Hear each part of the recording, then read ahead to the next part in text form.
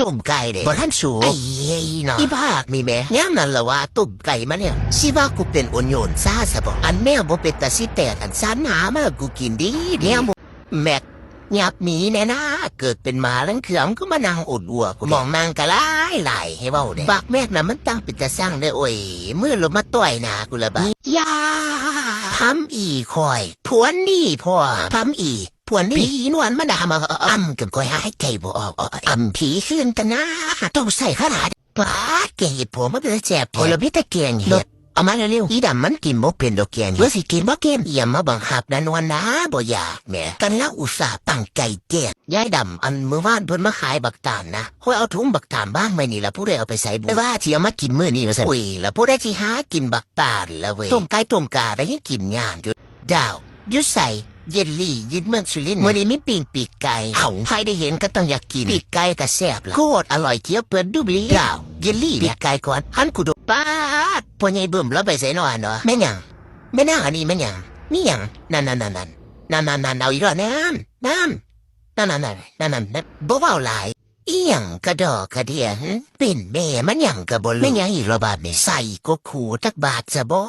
ยังบ่รู้โตอีกกระโหลดมานั่งยิ้มเปื่อยใส่คุยสันสมีซัมซุงถือล่วงให้ไปเก็บผักหวานแล้วถือผู้ใส่ไก่มากำเก้าของสันแทนี่ถือผู้ใส่บ่ซื้อเยลลี่เมืองสุรินทร์ให้สันแทนี่เลยซัมซุงเต้นหน้ากูคืออุยุอัญญะแบบนี้เนาะมันหลุดบ่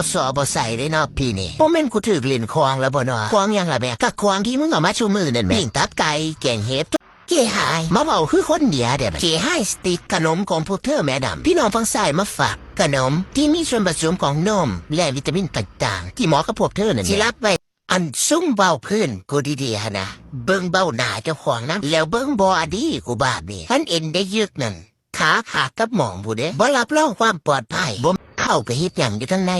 เป็นหยังคือพอออกมาข้างนอกได้ยินแต่อีปิ่งว่า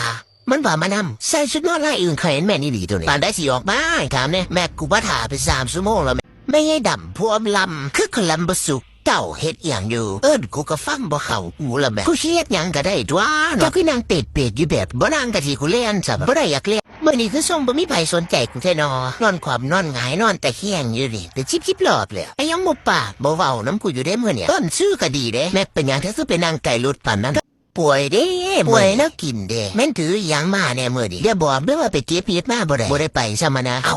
แล้วสิได้กินอีหยังละบาดนี่บ่มีไว้มื้อหน้าเนาะเอาก็สิกูมาส่งบ่สวงได้รอมื้อเป็นอยากนอนอยู่บ่เศร้าเด้อนี่ตานี่สิมื่นบ่ขึ้นไปได้ตากูบัดจักสิให้กูเหลียวเบิ่งอีหยังกระดอกกระเดือนมื้อนี้คือสิบ่